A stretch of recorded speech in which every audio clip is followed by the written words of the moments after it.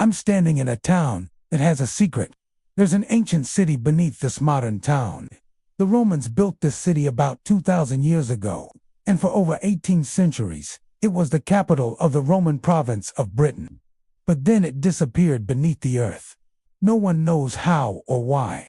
But today, I am gone. Now I'll find out where exactly it is and try to uncover the secrets of the lost city of Caleva Attributum. Hi everyone, welcome back to my channel. Today we are in southern England exploring what might be the most mysterious archaeological site in the country. We've got a lot to cover, so let's dive straight into it. So before we talk about the mystery of the lost city, let's get it out of the way. It's not actually lost, it's just buried. About 3 meters under the ground, here in this field, is where the city once stood. It was intentionally buried sometime after the Romans left Britain, around 400 AD, and no one really knows why. But that's not the really interesting part. The really interesting part is that it was rediscovered until 1961, when a woman named Eric Laws was walking her dog in this very field. And her dog started sniffing around a molehill, and then suddenly there was a collapse, and a huge gaping hole opened up in the ground, and archaeologists were called in. The site was excavated between 1961 and 1964, but only a small portion of it was excavated. What they found was a road made from Roman bricks, foundations of several buildings, and a bathhouse with 4 rooms. But these excavations stopped abruptly in 1964. For unknown reasons. And since then, the entire site has remained covered by soil, hidden from view, and largely unexplored. That's what makes today so exciting, because today we're going to locate the buried city, explore the surface artifacts, see what's already been discovered, and uncover some new secrets from the Roman period. To help me find the lost city, I've brought along a metal detector. As soon as we start walking across this field, my detector starts screaming like a banshee. I have never seen so many artifacts in one place. The first thing I'm picking up is a broken piece of a Samian bowl. These bowls were made by skilled artisans in France and would have been imported into Britain for important dinners. We're also finding lots of little pieces of pottery that once formed part of larger storage jars. These would have held grain, oil, or wine. I also picked up this bronze object, which looks like it could be part of a buckle. It's hard to say, because it's so corroded. But what's really interesting is how many objects I'm finding. All of these artifacts tell us that there was a large settlement here. As we walk further into the field, the artifacts get more and more intense. I'm finding coins from the Emperor Nero and the Emperor Trajan. I also found this object right here, which I think is part of a brooch. It has a beautiful design on it, and reminds me of the fibulae that we saw at Pompeii. I'm also finding so much pottery that I'm losing track of it all. It seems like every shovel full of dirt here contains something valuable. We even find parts of human skulls right here underneath this tree. Were these people sacrificed? I don't know. They were probably killed in the earthquake that struck this area in the year 280 AD.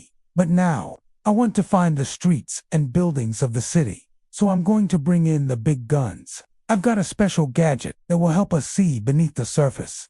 We'll plug it into a device called a magnetometer. The magnetometer measures changes in the magnetic field of the Earth. Certain objects such as buried walls and ditches can alter these readings and appear on our map. The map that you're looking at now is called a botiogram. It shows a whole network of walls and ditches beneath the surface. Can you see those lines? Each line represents the presence of a wall or ditch. You can see here that there are multiple phases of construction, meaning that this area was occupied for hundreds of years.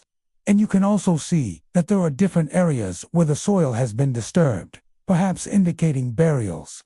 If we go back to the aerial photograph taken in 1964, we can use these walls to identify where the buildings were located. Here we have the outline of a round building. Perhaps it was a temple. And here we have a long rectangular structure, perhaps a shop or an office.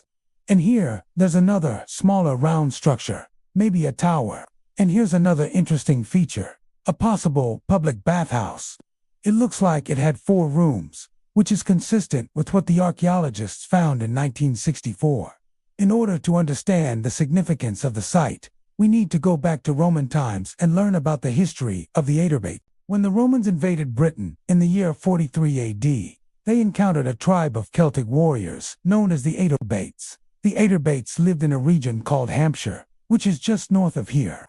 And although they put up a fierce fight, the Romans quickly overwhelmed them, so they offered the Atrebates a deal.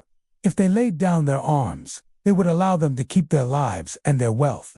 The Atrebates accepted and became allies of the Roman Empire. They helped the Romans build roads, bridges, and other structures throughout the province. In return, the Romans protected the Atrebates from other tribes and allowed them to keep their customs and traditions. In the year 78 AD, the Atrebates were granted a city of their own. They called it Caleva Atrebotum. It was located here in this field, and for the next 200 years, it thrived as an important center of trade and culture. The city was home to merchants, artisans, soldiers, and government officials.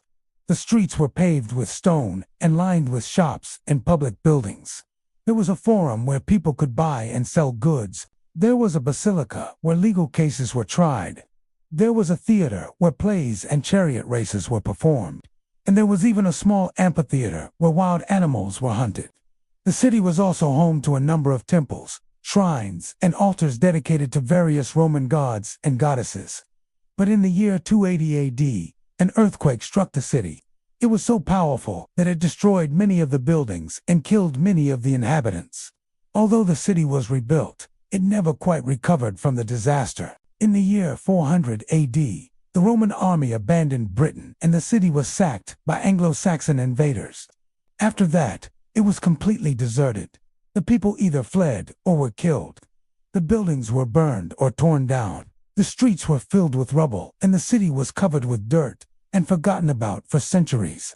And then, in the year 1961, Eric Law Estog uncovered the remains of the Roman wall, and thus the lost city of Caleva Atrebotum was rediscovered. But the question remains, why was the city intentionally buried? One theory is that the earthquake of 280 AD caused so much damage that the citizens of Cova decided to abandon the city and start fresh somewhere else. Another theory is that the Anglo-Saxon invaders were so brutal that the people of Cova tried to hide their city in order to protect it from their enemies. A third theory is that the people of Cova practiced a form of burial known as hypogeum. Hypogeum means underground in Greek. It was a common practice in Roman times to bury important people, both alive and after they died, underneath the ground. Perhaps the people of Cova wanted to preserve their city as a burial site. We may never know for sure why the city was buried, but we do know that it happened sometime after the Romans left Britain in the year 400 AD, and that whoever did it used a technique known as silting. Silting is a method of burying artifacts or structures by pouring layers of soil on top of them. It's often used in archaeology to preserve fragile items. But in this case, it was probably done intentionally to hide the city. As you can see, the earth has been disturbed in some places, but not others. This suggests that the people who buried the city carefully selected which areas to cover. They may have targeted areas that were important to them, such as the forum, the basilica, and the theater.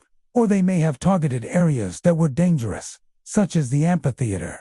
By covering up these sites, they may have been trying to prevent people from being injured. Whatever their reasons, they did a good job. The city has remained hidden for 1,500 years until it was rediscovered in 1961. Well, that brings us to the end of our investigation. I hope you enjoyed coming on this journey with me as we explored the lost city of Caleva Atrebotum. If you want to learn more about Roman Britain, stay tuned because I've got more videos coming soon. Thanks for watching, and I'll see you next time. Bye.